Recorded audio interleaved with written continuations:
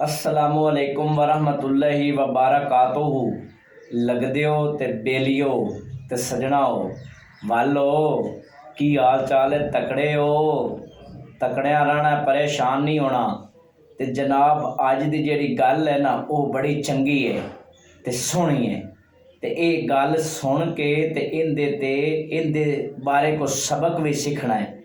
तो जनाब गल शुरू करने हैं। गल इंज है कि 1964 ना शहर बावलपुर विच जनाब चिड़िया घर का ना शेर एक किसी तरीके दे नाल चिड़िया घर दे विचों नस जाता है। तो जदों चिड़िया घर दे विचों नस जाता है ना तो उनका जनाब मूँह लग जाता है दरियाए सतलुज की लुज जले। तो जनाब जदों उनका मूँह उदे लग जाता है ना तो ये जिहड़ी गल है ये जनाब इंज उड़दी है जिवें जंगल दे विच अग लगदी है ना। तो इस तरह जनाब एक गल पूरे शहर दे विच उड़ जाती है। तो जदों ये गल उड़ जाती है मशहूर हो जाती है ना तो लोग जनाब जिहड़े शहर दे शहरी ने वो डर के ते अपने घरां दे विच बह जाते हैं तो दरवाजे कर लेंदे ने बंद। तो जदों दरवाजे बंद कर लेंदे ने बाहर नहीं निकलते।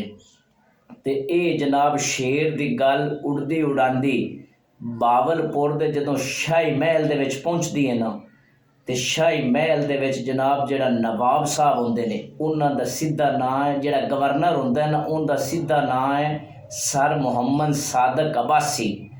तो जदों उन्होंने पता लगता है ना वो जनाब जल्दी ना शाही महल चों निकल के अपनी गड्डी ते बहांदे ने ते जिद्दे शेर का मूँह होंदा है ना उनके पिछे लग जाते हैं।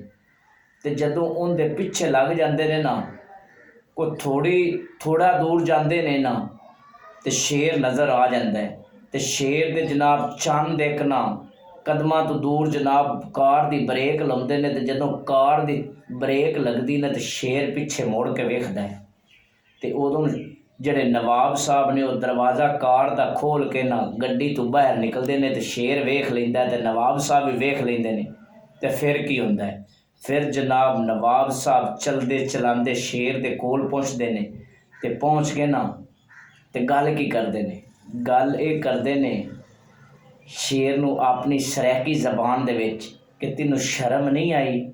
तू अपने मालक की इजाज़त तो बगैर चोरां तरह नस्या जा रहा, तैनूं शर्म नहीं आई? तो जदों नवाब साहब इतनी गल करते हैं ना तो जिहड़ा वो जंगल का बादशाह शेर है वो नवाब साहब के कदमां दे विच आ जाता है। तो जदों विच आ जाता ना कदमां नूं चटना शुरू कर दिंदा ते मंग लैंदा माफ़ी। तो जदों माफ़ी मंग लैंदा है ना तो नवाब साहब शेर के कान तो पकड़ के ते जनाब चिड़िया घर के पिंजरे जाके बंद कर देंदे ने। तो जदों बंद कर देंदे ने तो जिहड़े शहर के बावलपुर शहर के लोग होंदे ने वो बड़ा हैरान ते खुश भी होंदे ने कि नवाब साहब ने बड़ा अच्छा काम किया है। तो जनाब गल करन दा मकसद ये है कि वो एक जानवर हो के ते अपने मालक दा हुक्म जनाब उन्हें किवें मन्निया है ते उन्हां दे कदमां दे विच आ गया। ते असी बड़े इंसान हैं, असी कदी सोचा कि असी अपने मालक दियां कितनियां नाफरमानियां कर रहे हैं।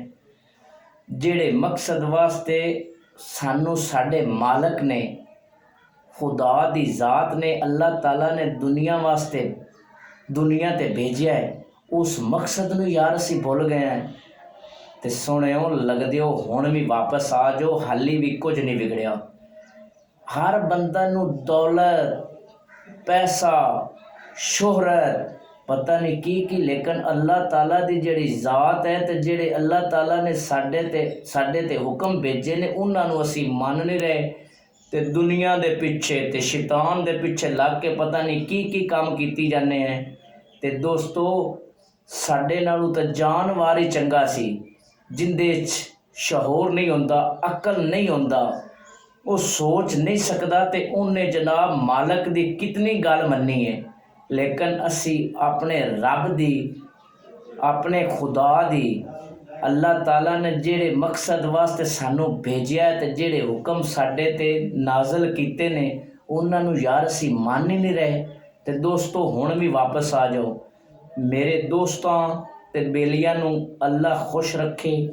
ਅੱਲਾ ਨਿਗਹਿਬਾਨ।